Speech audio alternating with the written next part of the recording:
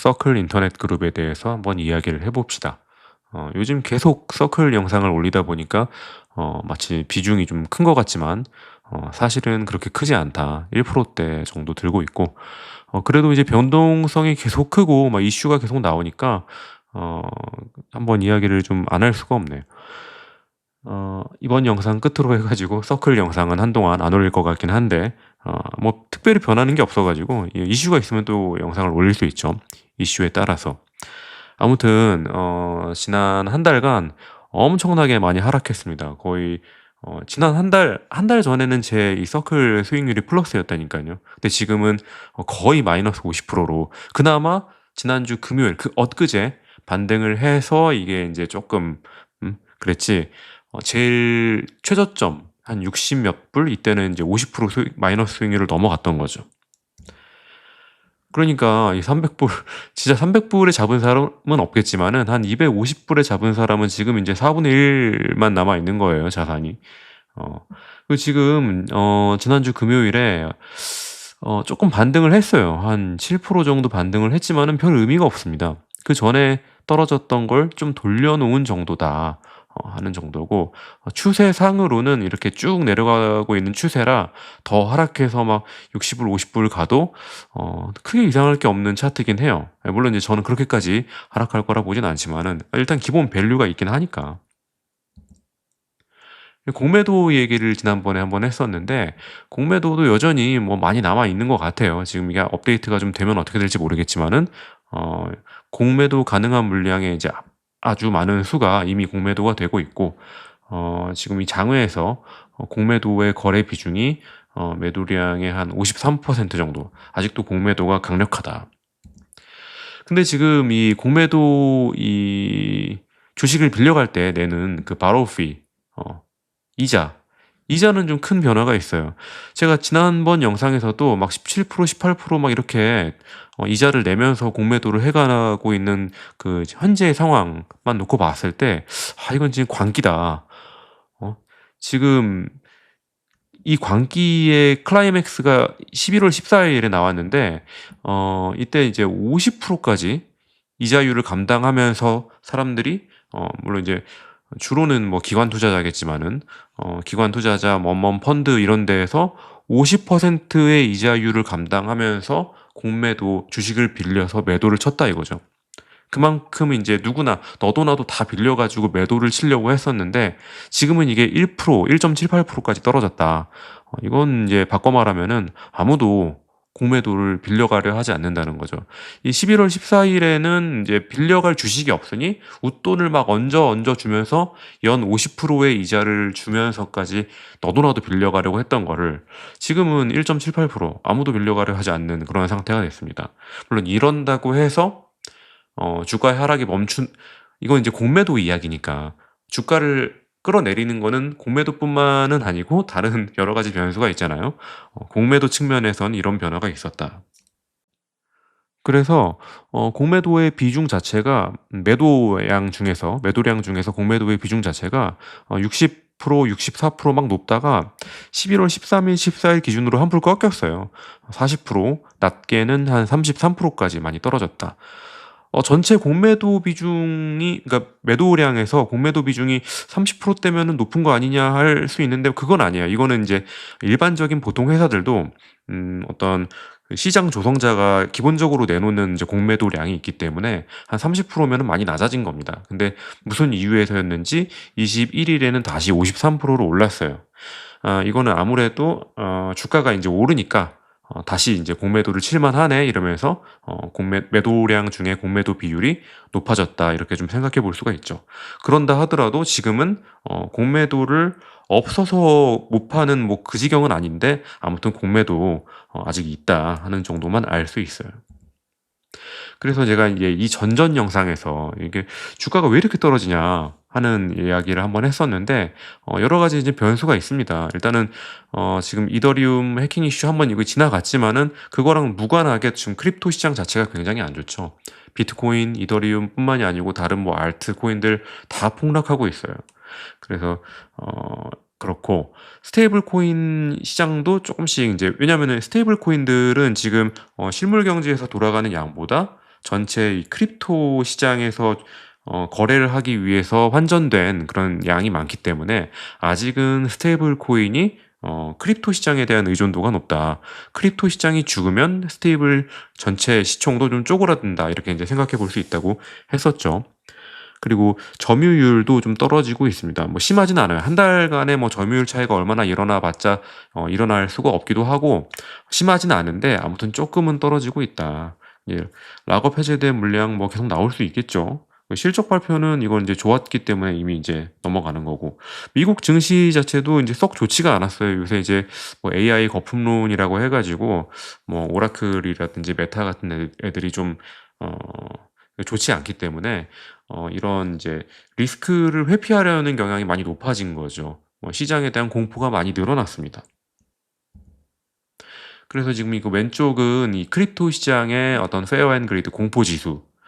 그래서 제가 지난주에 이거 한 뭐 9까지 본 것 같은데, 좀 반등했네요, 그새. 그거 좀 올랐다고 심리가 좀 돌아왔어요. 오른쪽은 이제 미국 증시에 대한 공포 지수인데, 이것도 진짜 지난주는 익스트림 페어였던 거죠. 거의 뭐 6, 조금만 더 떨어졌으면 거의 이제 신저점이었을 텐데 지금은 좀 돌아왔어요. 지난주 금요일에 기술주 위주로 좀 이제 반등을 했기 때문에 6에서 10일 정도로 돌아왔다. 이게 추세적 반등인지는 잘 모르겠습니다. 이게 좀 문제예요. 지금 발행량이 77빌리언 갈 것 같던 것, 770억 달러 갈 것 같던 것이 지금 막 계속 하락해가지고 74빌리언까지 막 떨어졌어요. 73빌리언 대 갔다가 다시 74, 73대 막 떨어지고 있습니다. 반면에 이 테더 같은 경우에는 이제 계속 우상향하고 있거든요. 테더도 크립토 시장에 대한 어떤 의존도가 높죠. 크립토 시장이 떨어지면은 테더도 움찔할 수는 있는데, 역시 이제 테더가, 이 절대 강자의 위치에 있고, 실제로 이제 그 실물 경제에서 사용되는 양만 봐도 아직은 테더가, 서클보다 앞서 나가는 거는 뭐 인정할 수밖에 없는 것 같아요. 그러다 보니까, 이게 좀 격차가 좀 더 벌어졌어요. 서클은 76빌리언, 77빌리언 하다가 74빌리언이 됐으니 한 뭐 2빌리언, 그러니까 20억 달러, 30억 달러 줄어들었는데 테더는 아주 많이 상승했다고 보기는 어렵지만 그래도 상승했죠. 183에서 184.5 이렇게. 그러니까 격차가 한 4빌리언, 40억 달러, 50억 달러 늘어나 버린 겁니다. 이러면 이제 점유율을 많이 뺏어 먹어야 되는 이 후발주자 입장에서는 좀 이렇게 좋지 않다. 그런 거죠.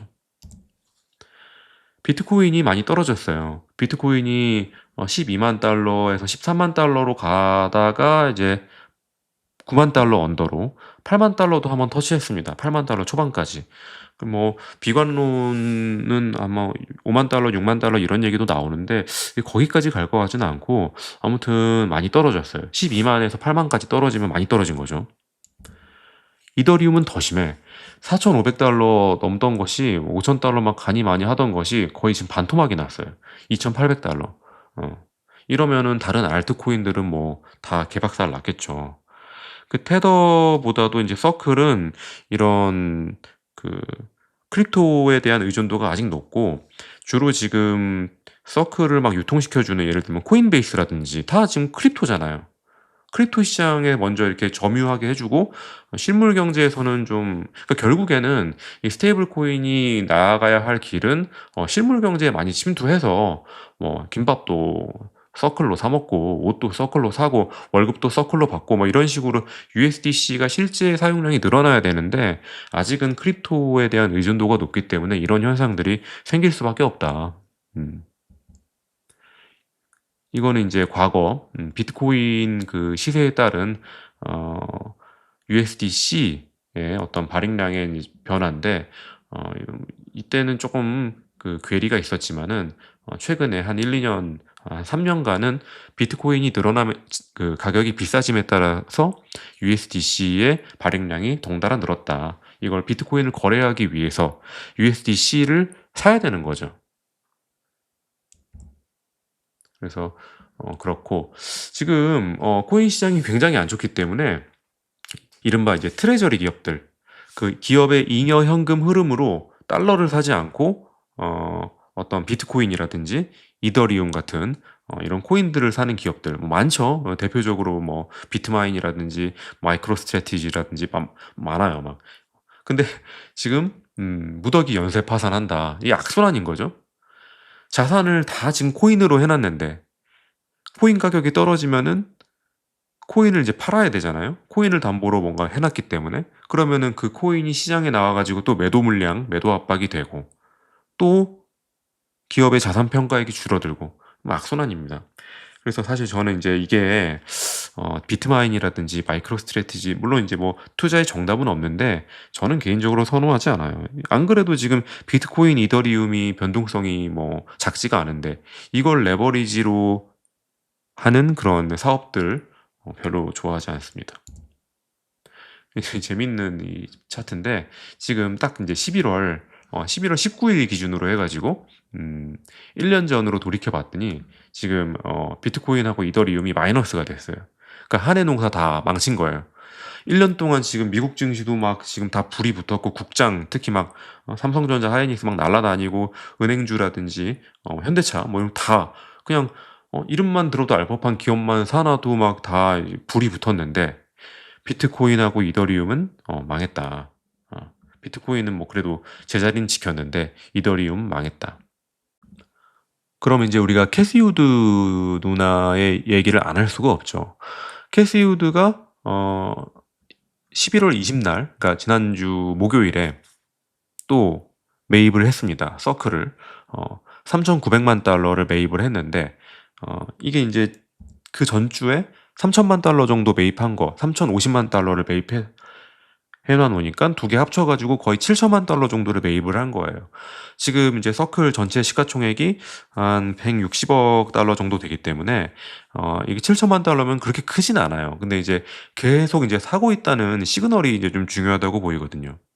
이게 이제 1억 달러, 2억 달러 이렇게 가면은 공매도를 하는 입장에서도 이걸 완전히 무시하기가 좀 어려운 부분들이 있고 앞에도 얘기했지만 이미 공매도는 지금 거의 광기의 수준을 한번 돌아 나오는 그런 시점이거든요.